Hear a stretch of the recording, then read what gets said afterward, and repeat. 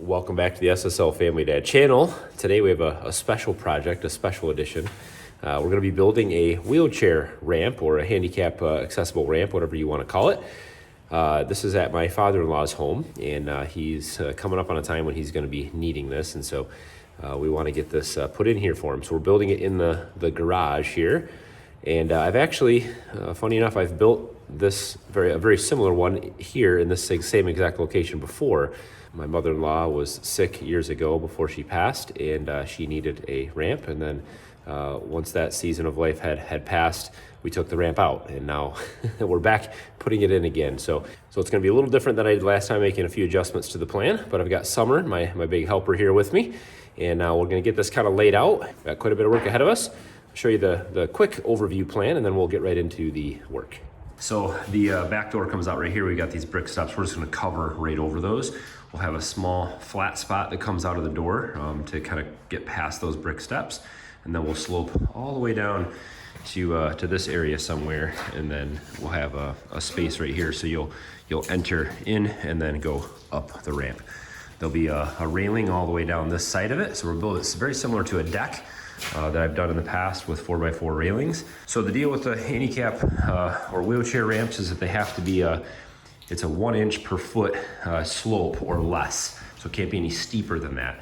So we've got about 18 inches of rise from the lowest level here up to the base of the door. So that means we need to be about 18 feet long. We're using all treated lumber. We're using just 2x6s for the actual joists or the supporting structure. We're using 4x4s for the posts that will anchor this to the floor, and some brackets I'll show you. And then we're just using this 5/4 decking, which will go along the top of it. All right, so we got a little bit of layout done. Last time I remember I did anchor this support along this side right into the studs of the wall. There'll be a support in the middle with 4x4 legs. So these are the brackets I'm gonna be using. They'll anchor directly to the floor. I'm just gonna hammer drill in some tap cons, two tap cons in each one, and then they screw right to the 4x4 post. So I just wanna make sure we keep it, I don't want this thing, if I just put the 4x4s on the ground with flex and bow and things like that, you get some knocking on the floor as you go up and down this thing, because it won't be perfect. So I wanna secure those right to the concrete. This way everything's nice and tight and it doesn't bow or flex or move at all.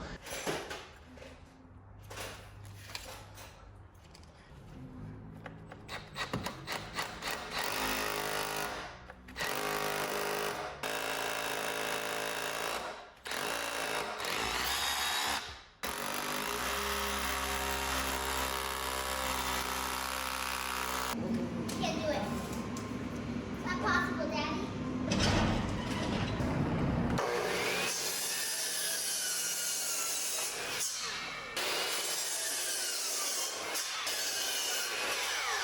So we're going to make sure that it's level and plumb. This is technically, I think, more called plumb. Right there. I can't.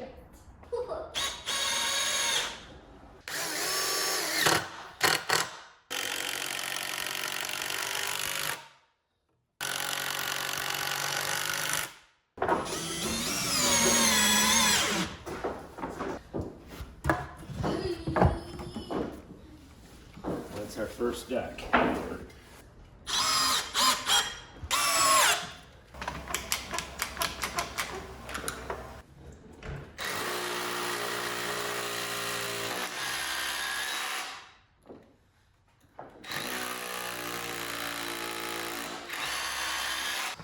Okay, the little tap con things. What? The little blue screws. More?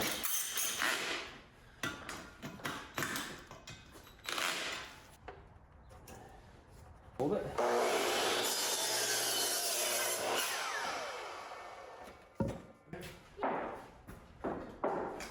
Here we go again.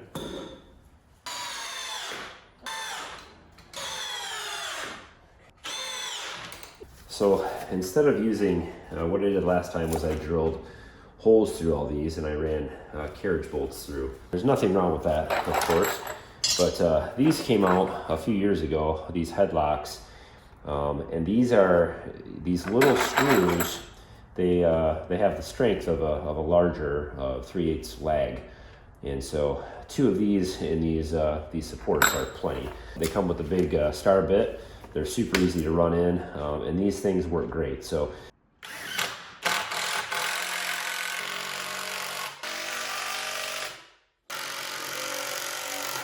for these decking boards, I'm just using, what are these, 1 5/8 star bit screws. Whenever I've done decking or fencing, people always talk about, oh, you have to put a gap, you have to put a gap. Well, all this wood is so wet from from Home Depot, Lowe's, wherever.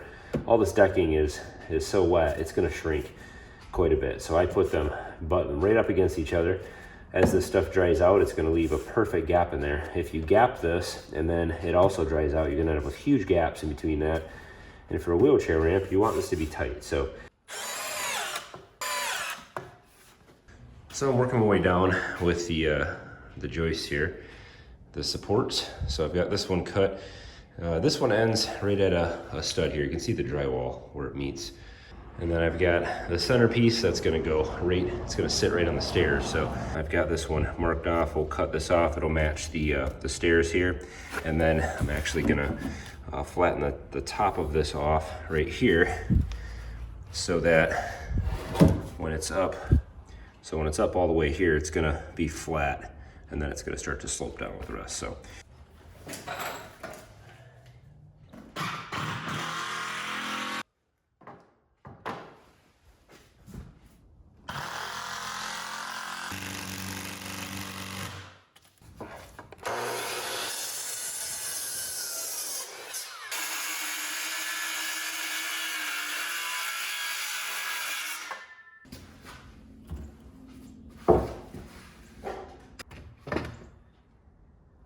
So one of the trickier parts is getting these last pieces, because it's got to transition right down to the floor. So I got the first one done, this middle piece right here. So this joist actually goes from the stairs right to the floor, and then I'll have a support in the middle. And then so this sits right on the floor, so I've got a full 2x6 height on that joist, and then I just sloped it all the way down to my final measurement, which is this line right here. So this is my template now, and I'm just going to use this to copy it onto some other 2x6s. You can see I've already attempted this once, and it didn't turn out right. So I've tried it with some chalk lines and other strings and measurements, but this seems to work. So I'm going to use this piece as my template for this last little section on each one of these last pieces here. And I'll put my last post in the middle support here. I'll have one more post right here. That'll be the end of the railing. And we'll have all the joist parts done, and we can just put our decking on.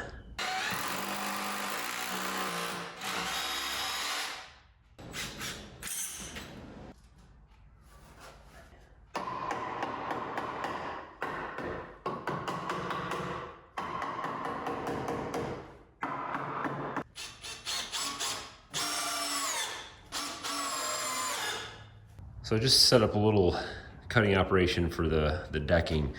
I'm actually cutting all these about an inch or inch and a half long, so they'll all stick out the sides there, and then I'll cut them all off flush at the end. But I'm just trying to select the best pieces of the wood. So I am wasting a lot. I'm gonna put a little skirt on the side, but I'll use some of the scrap, but I know I'm wasting a lot of decking here. I did choose to do 6-foot boards instead of 12-foot, which I could have cut almost in half. I did that because it's hard to find good decking boards at Home Depot sometimes that are straight. The 6-foot stuff that they had, or the 8-foot stuff, sorry, was a lot nicer, had less knots, it was a lot straighter. And so even though I'm wasting a little bit more here, I'm gonna end up with a better deck. With the 12-foot stuff that they had there, it was just not very good. So the plan will be to pull the decking out to the edge of the 4x4, so it'll overhang a little bit, kind of covering up or shading the joist and underneath a little bit, and then I'll put a skirt on the side of it. So I will have to do a little bit of notching out around these posts and things as I come down. We'll go ahead and get all this decking done all the way to my last post that I have in. And then I gotta run up to the store and grab some construction adhesive to go underneath the ends there. and then we'll finish it up.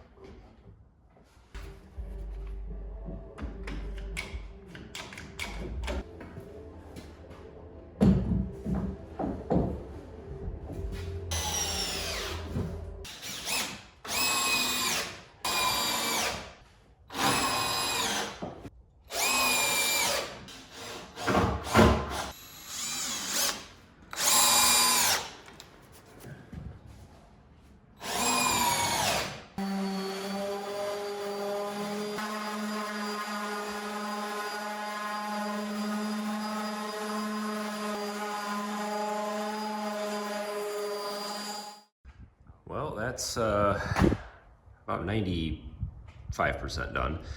A couple things that I did last time, I did add a rail kind of halfway between all the way up.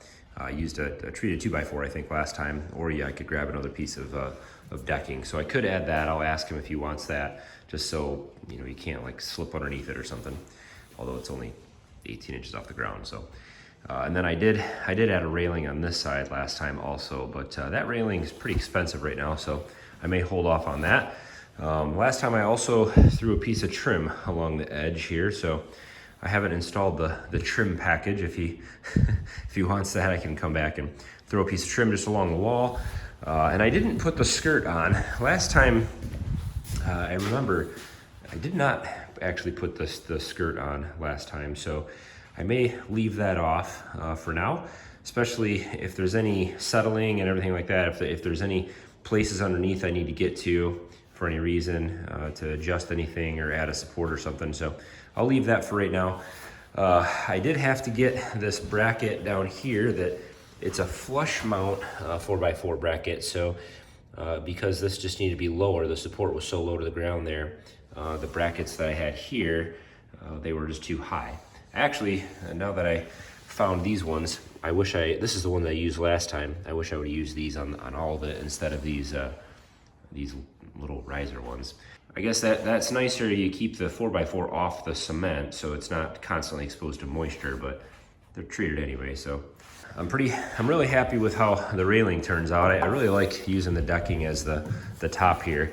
And the trick to get the screws to secure into the end grain of the 4x4 is just to zip them in on about a 45-degree angle. So you go in like this, and same thing on this side, and you could put 3 of them in there or whatever, but this is nice and secure, so this stuff isn't going anywhere. So I did that on each 4x4, plus about halfway down here I ran a screw right into the edge of the decking that's vertical here. So this just makes a real nice, wide, easy railing. You can lean on it, and I sanded that a little bit.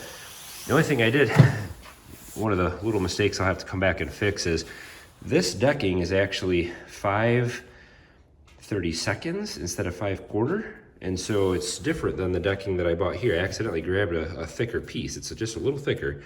So I'm gonna grab my belt sander, I'll come back and I'll shave this right down nice and flat. You can see it's got a gap there. So I'll sand that, and that'll tidy that up. I also didn't install any trim for these. I forgot to grab, they make a little 4x4 trim pieces that just go right around here. They're pre-cut and everything. I'll come back with my brad nailer and just throw a piece of trim around there so you don't see all my ugly cuts. And then the last thing I'll have to come back and finish, so I just have this carpet here right now, and I have weight on this. I've got just some bags of whatever this stuff is here, oil, dry, and ice, just to weigh this down to make sure that the glue, the construction adhesive, dries and it's nice and tight to the cement. It's not gonna hold it necessarily, but it should keep it at least from flexing, and the construction adhesive actually keep it quiet. So as you're walking on it, if it does flex at all, it's not wood hitting cement. But I do have to come back and cut a final piece here. I'm gonna cut one more piece of decking, and I'm gonna take it on my table saw and take it right down to the ground on a nice thin piece like that. So that's a little bit of work to get that nice and flush to the cement so there's no bump at the bottom. So I'll have to work on that.